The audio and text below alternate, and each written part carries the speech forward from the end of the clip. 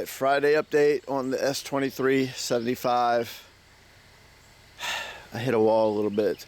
So, one thing, I can't find a crank. The cranks just are, they seem to be hard to find unless you go ahead and buy a block. Used blocks are very expensive, $4 grand. Heck, one that don't even turn 180 degrees, they want almost $2,500 for it. So the hood's ready to come off. One of the problems I ran into is up there where the square plug is, it just spins. So I've tried to get it from the inside, so I'm getting ready to pull the front cowl out and just see if it's back there and just has a bolt through it that just came free. So I kind of ran into a little bit of wall just trying to get the actual hood off. I didn't want to go back through with all these old wires and try to disassemble everything that way. Everything looks good, so I didn't feel like messing with it when all I gotta do is, in theory, just unplug it. It's just not going the way I want it to go. So everything else, just trying to find an engine. If any of y'all have a L10 laying around, now this is the mechanical L10. This is not the electrical one. So this one right here is just a straight PT pump. It's just all mechanical. So this is 88. I think somewhere right in 91, 92 areas when the change was, because I've noticed that some of the 92, 93s are the selects. So they have the electrical system in there that controls everything. So if you all have, any of y'all have even a block laying around at L10, please contact me. I'm having a hard time with this.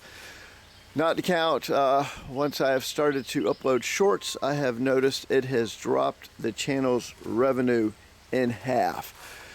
So coming up with an extra $4,000 just for the engine.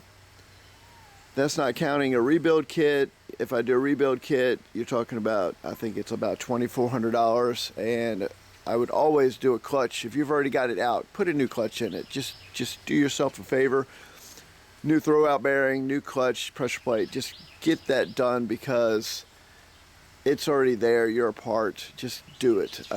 I know it's more expensive, but it's a saving of a heartbreak and a lot of knuckle busting in the future. Just get it done while you've got it down and out.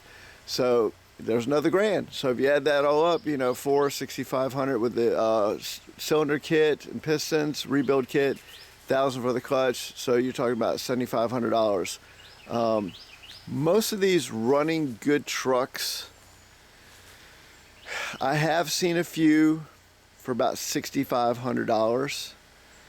So, but you're going to get into their problems. Usually when you get them at that price, they've already got issues. Tires, I used to be able to get these for $250 each. Now they're $350 each. So I've already got 2 new tires on the other side. So we got to do 3 more right here. So you're talking about another $1,000 in tires. Okay. So by the time we're sitting done, what did I say? It was 75. So $8,500. Then you got paint. By the time you get all your paint supplies and everything, you'll have another $1,000 in it.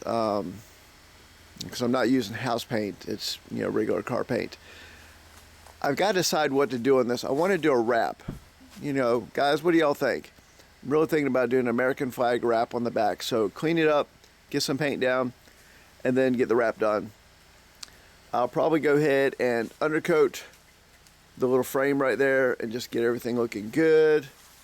So from here, you're looking at, I'm gonna have about $10,000 by the time I do filters, hoses, new clamps, the tires on it, maybe even $10,500 by the time I probably $11 grand by the time I do the lights and redo everything. Some of that stuff's not very cheap, so especially doing strobes. Oh, and I've got to get the little motors for the mirrors. Those mirrors actually extend out, so if you're towing something very wide, they go out just as wide so you can see around it and actually get a view of what you're dealing with. So, and then by the time I upgrade the interior a little bit, actually I might have about 12 grand wrapped up in it. Now the good part of it, once I do get it running and tires on it, technically I can do the other stuff afterwards, except for the cab paint. Once that hood's off, it's getting painted. I'm not going to put it back on without painting it. I'm just going to go and take care of that and then go ahead, and I'll probably trim in around the very edge. So, and the cab's pretty small, so I'll probably just shoot the cab. It's the bed that's going to be the decision, because a wrap can run another $5,000. So that won't be on the agenda at first. Plus I have to get a winch to run the thing, so there's another, $400 or $600. Just depends if I get Harbor Freight winch, or a 12,000 pound winch, or if I go with like a Ramsey or a Warren. Anyways, so this is your update. Right now we're getting ready to move this. I'm gonna go ahead and get it off the trailer.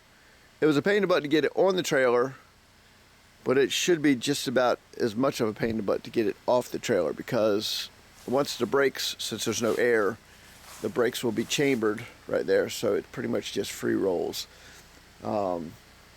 Yeah. Anyways, so I wish my YouTube was making the revenue it used to make before I started doing shorts, and I messed up the channel a little bit, because then it wouldn't be that big a deal. But now I have to do side hustle jobs just to pay for the engine on this. So anyways, this is your update video. So we'll get it off here. I will get this hood off, and I will get that radiator out of there and go ahead and pull the engine, just so I can get the crank out. The guy that said he will mic the crank, they charge $50 just to mic the crank, but he says he only has a guy that turns cranks 2 or 3 times a month, because he works at DuPont, so he only does it part-time. So I think I'm just going to look for another block and see if I can just find something and rebuild it. What do you guys think?